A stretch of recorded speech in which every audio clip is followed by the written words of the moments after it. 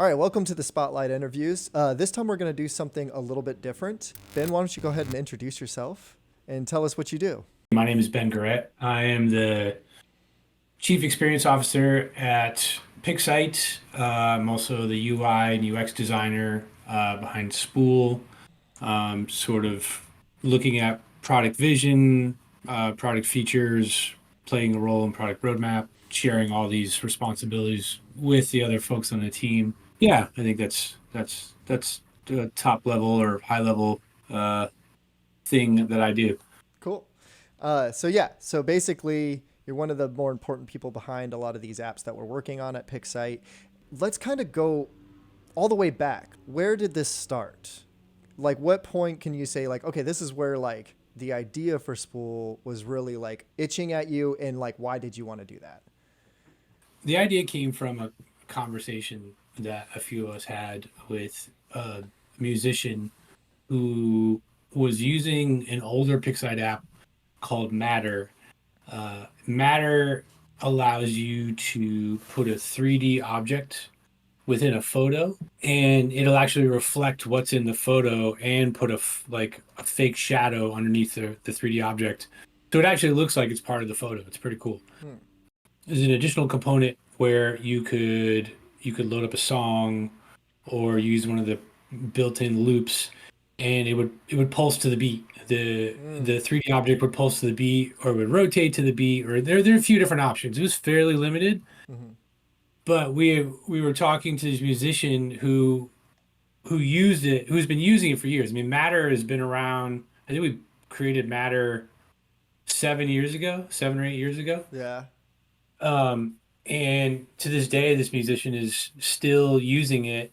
Jordan Root is from Dream Theater, for the folks Hmm. who might know him, and was asking us if we would update it. And he had some ideas that he was throwing out there. After that conversation with Jordan, we did some brainstorming, so kind of trying to figure out like, hey, is there something here? Should we explore Matter further?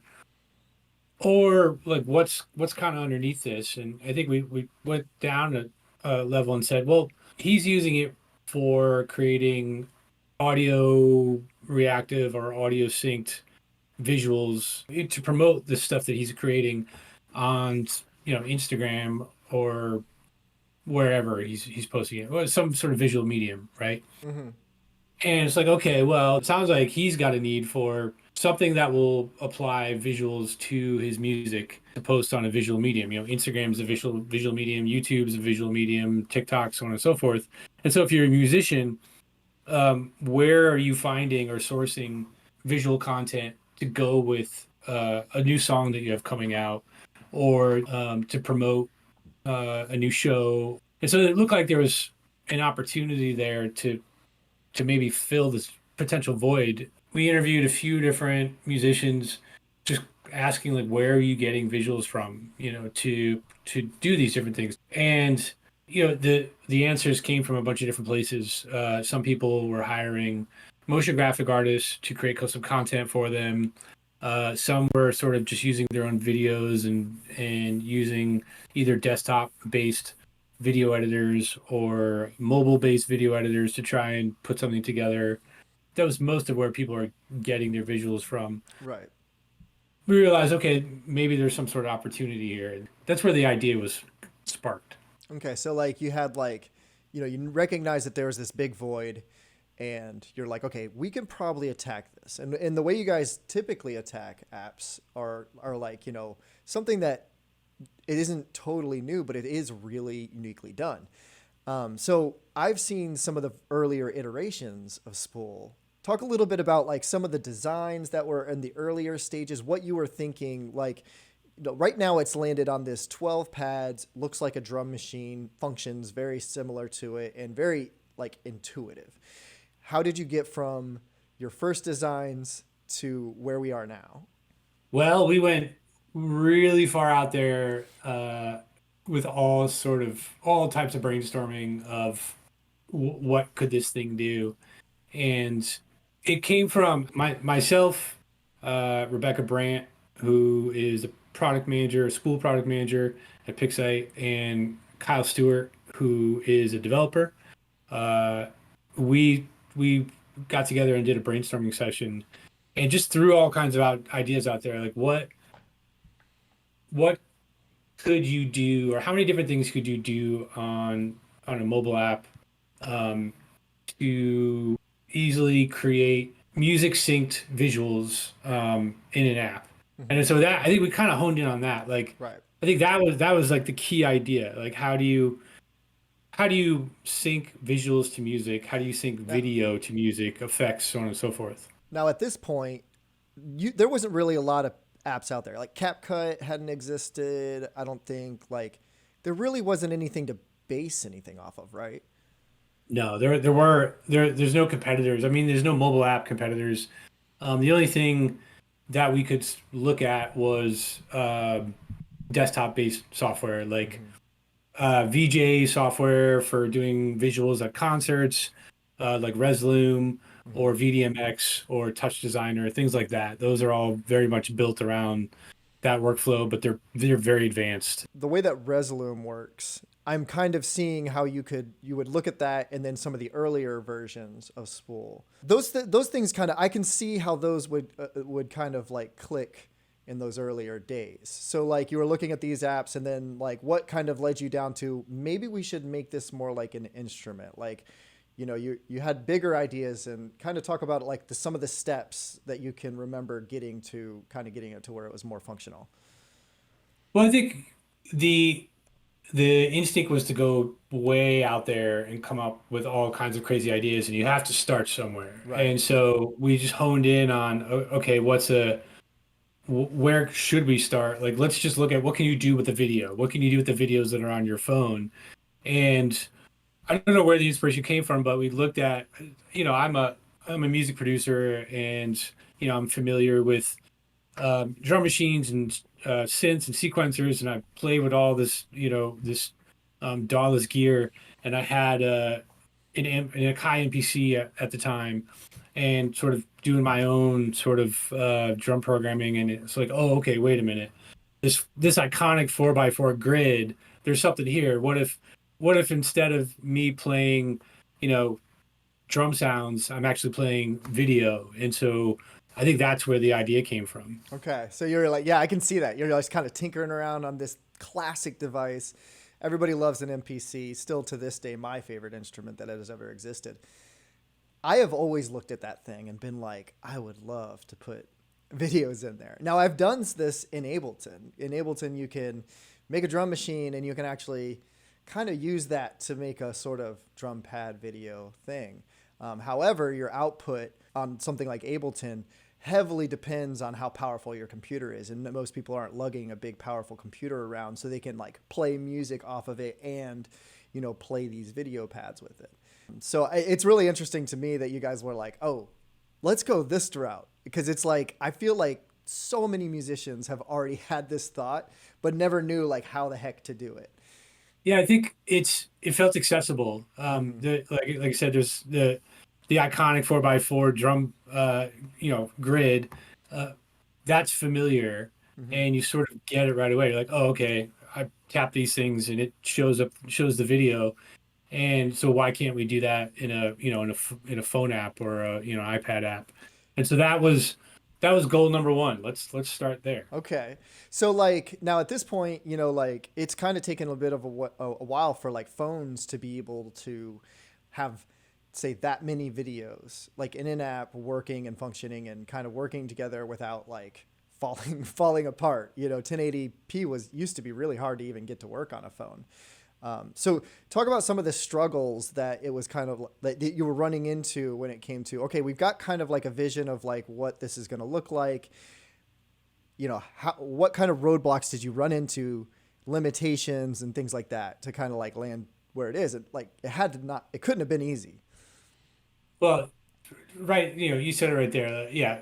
How do you get multiple streams of high res video to play back instantaneously when you tap a button? So there's literally no delay, no lag. Like it had to be super responsive. And so uh, our brilliant team of developers works tirelessly to create an engine that would do this. And it went through a few different iterations Hmm. until we finally got to a point where it was like, oh, okay, yeah, this is working. We actually don't have 16 videos. We have 12, so we've got a 4 12, by yeah. 3 grid. There may be a possibility to do 4. So the point being, I think we got to 12. Like we could do 12 videos Hmm. in real time. And then some of the other challenges were like, okay, playback is one thing, exporting is a whole nother thing. And Yeah. then with the playback, we weren't able to do high res playback, which we could only do sort of 480p playback. And then we had to figure out how to download high res versions of those videos to then stitch those together based on the sequence that you recorded and then export that out. So there's a lot of iterations in order to get to that point. And these are some of the things you're thinking of right now. There's so many tiny little, oh snap, okay, we ran into this this problem now. I remember like some of the VIP days or the MVP days when we were doing like the 480 exports, and I'd get so frustrated, and I would like look at it like, oh, I know it's almost there, and Yeah, that yeah, feeling when it finally hit the 1080, it was just such a relief. Like, oh, this is working now. right. Yeah, I Yeah, actually remember being up late with some of the devs, like trying to help solve problems just by like, oh okay, here's man. content. I'll keep giving you Yep. this. Yep. Yeah. Thanks to you for like, doing all that, Oh man. transcoding. Man, that was a ton of So work, I'm sure. so now we've got like something that's kind of working, and I remember some of the earlier releases and stuff like that. Now, how were you able to sort of like get it out there and then kind of like begin that conversation with users? And that's something that Pixite is really good about. I really love like how, like we have really good customer service, and we also have like a really open conversation with the people who are using it to kind of get the app to the point where they want it. So like kind of talk about what you were thinking in those days, like what it was like, kind of like just listening to the community. Yeah, I think it was, get into the hands of as many people as possible. It's built for, lovers of music, creators of music. You don't even, you could create something and not be a big music fan. You could do something with comedy in your own videos or whatever. So just get it into people's hands and get feedback and say, well, what do you like about this? What do you dislike about this? What do you want to see happen? What sort of features are you looking for? What seems missing? Hmm. Um, yeah, and typically we just start with let's put it out in the market and let's just see what people say. You could do sort of alpha and beta testing all day, but you just have to get it out there and get people looking at it and playing with it. And the more people that are looking and playing with it, the more feedback we get Hmm. in order to tailor it to their needs. Right. And so some of the features that like I remember when the app first came out, I remember, users were kind of saying, "Hey, what if we had this function?" And it was Hmm. almost like this light bulb where everybody was like, "Oh, okay, let's do it right now." Hmm. And we've had so some of the like key features that I think have been really important that have come out is you can record yourself right into a pad, which is something I would love to see more people use. So something like that, I remember that had like a lot of conversations of like, how can this work? Kind of talk about like picking a feature, honing in on it, and then like what are some of your thoughts when it comes to like developing that side of things? Yeah, I think features come from all kinds of different places. They come from users, they come from support requests, they come from of course these are all many of this is through email. They come from app reviews in the App Store. Mm. They come from us seeing what people are creating with Spool and sort of getting ideas based on that. They also come from the team as well. All kinds of folks. Yeah, I think you were one of the, proponents of that specific feature of being able to Yes. record, yeah, directly in. Um, yeah, I think that, somebody will pitch something, we'll take a look at it and get as much information from the person pitching it, or wherever the idea comes from, and just to try and get a sense of like, okay, what is the goal you're trying to achieve? Instead of saying like, hey, I want a feature that does A, B, and C, which is a good starting point. We'll say, well, okay, you want to do A, B, and C in order to achieve goal D. Hmm. Tell me about that goal first. Right. Let's like tell me about that, and then we can look at, a few different ways of how to get to that goal, Right. and whatever seems easiest to deliver to the user, you know? And part of this is like it's got to fit in Hmm. mostly a phone. Like there's an iPad version which we're going to get to in a second. But like a lot of this design has to be like, okay, this is a cool new feature that we should add. And you were kind of talking about like getting to the heart of the what is your goal, because maybe that same feature can serve a few different things that we can fit in a nice neat design. Hmm. So let's kind of talk about like that. Like, what is it like for you? Because you work in the design side of these things more, correct? Yeah. So, like, what are you thinking when it comes to like, okay, new feature, looking at the design, how do I get it in there? Your instinct is to go, it's like, okay, this just make, yeah, I think I know where to go with this. We can drop it in right here, you know, check, we're done. But I think to the point you just made is like, well, where else can this serve serve the user and serve the creativity that they want to achieve? What else can be done with it? And looking at those different angles and say, okay, well, here was the goal you were trying to achieve, and maybe that feature is sort of like one approach and one idea, but trying to brainstorm, say, okay, well, how many different ways could we sort of take advantage of this feature if we sort of implemented it and try and make it easy to use? Yeah. Yeah, I mean, it comes from a lot of different places. It comes from a lot of discussion and conversation with the design team, the UI and UX folks on the design team, the product team, or just listening to, ideas come from all kinds of different places. There's little nuggets of excitement that come from other places in the team. We try and listen as much as possible. Yeah, listening is really key when it comes to, anything. We've talked about that a lot in some of the artist spotlight things. Growth is listening to other people and being open-minded. Mhm.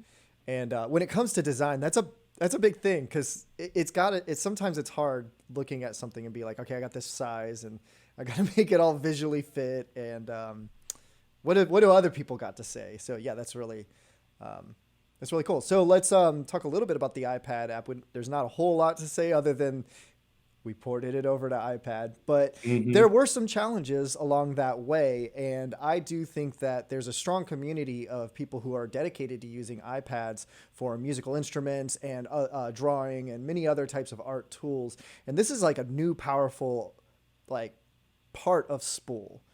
So yeah, let's kind of talk about the iPad version, what kind of struggles you ran into, and what it was like kind of taking a smaller version and making it bigger and more functional.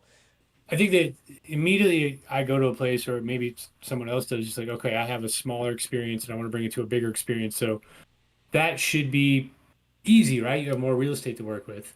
Um, in theory, that is correct and that is true.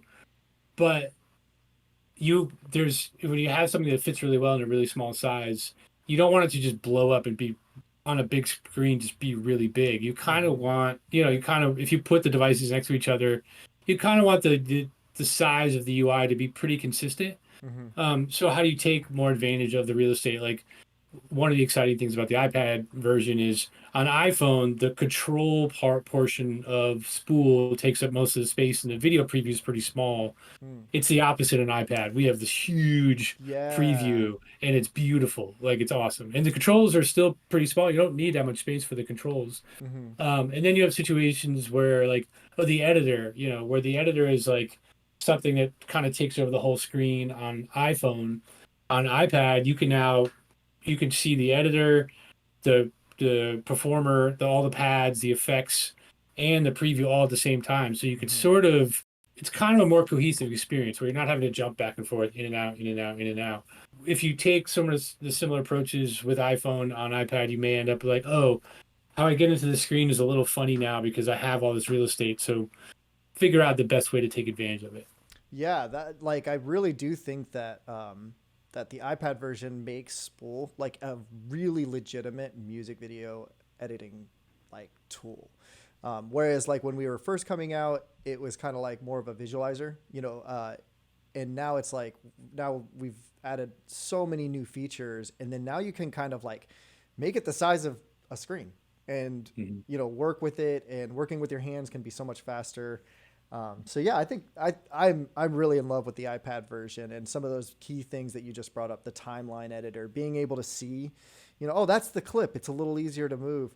And not that it's hard to use on an iPhone, but I do feel like a lot of people are going to find that Spool can be a lot more powerful, Hmm. and a legitimate tool to make like legitimate music videos with. Right. So right now, what would you like to see coming out of our users? What kind of, like, we've seen some really cool stuff. I know like Phil Drummond does the 365 beat Hmm. challenge. Man makes a beat every day, which is, that's crazy to me. And he uses Incredible. Spool a lot to make these videos. So those are really cool. What would you like to see? Is there a whole other world of videos you'd like to see coming from users, or what would you like to see from musicians? I would love to see what people are creating. Really, Mm-hmm. it can be hard to, there's folks putting things out there on social media, wherever. If people could tag or mention Spool somewhere, just so we get a sense of, hey, what are you doing with it? Mm-hmm. What are you creating? Like, how are you using the effects? How are you sort of editing things? How are you colorizing things? How are you using your own content? I'd love to see people maybe using more of their own visuals to, mix it up. I think Mm-hmm. one of the things you can sort of run into is if people are relying on the content library in Spool is they don't want to be seen as using the same visuals as somebody else, Right. like any artist, any musician, whatever, like wants their own content to stand out on their own. So tell us what kind of content you want to use, like more of that, like what kind of effects do you want to use? Also, like I'd love to see people playing more with the effects and the effect settings. Like get in there and just Mm-hmm. like drag some sliders, tap some buttons, see what it does, or some other ideas like stack videos on top of each other. And depending on the order of how you stack them, will actually give you a different output, you know? Mm. Yeah, if you can figure out how to do like six fingers all at the same time, you can get some weird effects. Yeah, that's something that a lot of people know. You can actually hit more than one pad at the same time, and you Yep. get some really crazy things. And Yeah. yeah, one of the talking about like going into the effects settings a lot more. When I'm mentoring editors, and sometimes I'll watch them and they're afraid to click certain things. And I'm like, look, man, Control Z is your best friend. Click every button. Learn what everything does. Take it and push it all the way to the max and take it all the way to the bottom and find out where you like it. Because Hmm. you'd have no idea what a lot of these things are going to do. And I through exploration, I have learned more about music making and editing, video editing, than any other place. So yes, I also agree with that. I'd love to see more people using the recording an app function myself, and that could be like skateboarders out doing things, pianists wanting to show like how good they're playing, or cutting videos to a song they wrote, singers and rappers. I mean, Hmm. there's a whole world of things there for you. This kind of the wrap things up. What would you tell if there are any devs watching or listening to this? What would you tell them? What sort of advice would you give a young developer, somebody who wants to work in apps or in coding? What's some advice? I'd say like if you have ideas, like maybe developer or designer, whatever. If you're Mm-hmm. looking to like if you have an idea, if you're a designer, try and find a developer and like, bang heads together and throw some ideas out there. No idea is a bad idea. And just start prototyping something. Mm-hmm. Like and don't strive for perfection ever. Like forget perfection. Yes. Yes. It's a waste of time. Just just put something out there, get it good enough, play with it, get some feedback, iterate on it, keep going. When you find something that feels fun and useful, like cool, then you can keep going and you can polish as you go. That said, once you start charging money for it, you better make sure it works really well and it looks really good. That's a really, really strong piece Yeah. of advice. Yeah. And then, secondly, you make music and stuff like that. Is there anywhere people can hear your music?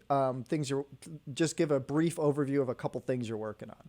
You can find me under Mr. Benjamin on Spotify and SoundCloud. I'm a drum and bass, kind of focused on drum and bass right now. I'm also an installation artist focused on sort of light and sound installations, playing with LEDs and DMX lights. You can find me on Instagram at Ben Garrett and see some of that work as well as my music. Cool, and we'll have links to go along with all this. Yeah, this was an awesome conversation. I think that Spool's been out for a little bit, and I know people have been kind of curious, like where this comes from. I think one of the things that's really important to point out is that Spool didn't really come from one person's mind. It came from like a whole team of people. I got to join that team kind of like right around the time you guys needed content. And then you guys were like, hey, what do you think about the app? And I was added to that team. So that was amazing. And then to see how the community also got added to that team. So this is definitely a byproduct of a lot of people working really hard to make something that is a long-lasting functional tool that musicians can really benefit from, and other people. There's so much you can do with this app in general. So thanks for your time. And yeah. Thanks, Danny. Appreciate it.